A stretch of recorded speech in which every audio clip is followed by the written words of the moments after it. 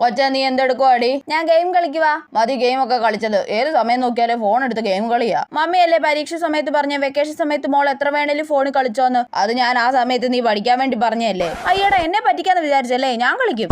കൊച്ചെ നീ ഇങ്ങ് വന്നേടി. മമ്മി ഒന്ന് അടുക്കളയിൽ സഹായിച്ചേടി. ഇല്ല എനിക്ക് ഉറക്കം വരുവാ മമ്മി. 2 ഉള്ളിയെങ്കിലും അരിയാൻ സഹായിക്കും കൊച്ചെ. മമ്മിയല്ലേ പറഞ്ഞ വെക്കേഷൻ എത്ര സമയം വേണേലും ഉറങ്ങിക്കോന്ന്. ഞാൻ ഉറങ്ങാൻ പോവാ.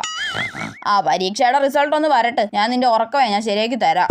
ഓരോ പിള്ളേരൊക്കെ ഈ വെക്കേഷൻ സമയത്ത് അവരുടെ അമ്മമാരെയൊക്കെ എന്തോരം സഹായിക്കുമെന്ന് അറിയുമോ? വെക്കേഷൻ സമയത്ത് മോള് വെറുതെ ഇരുന്നോന്ന് അമ്മ വെക്കേഷന് മുന്നേ പറഞ്ഞോ? അല്ല പിന്നെ SSLC പരീക്ഷാ ഫലം മെയ് 8-ന്. കഴിഞ്ഞ വർഷത്തേക്കാൾ 11 ദിവസം മുൻപാണ് ഫലപ്രഖ്യാപനമെന്ന് വിദ്യാഭ്യാസ മന്ത്രി. മെയ് 8-നോ? അയ്യോ ഇത്ര പെട്ടെന്ന് റിസൾട്ട് വരാനായോ?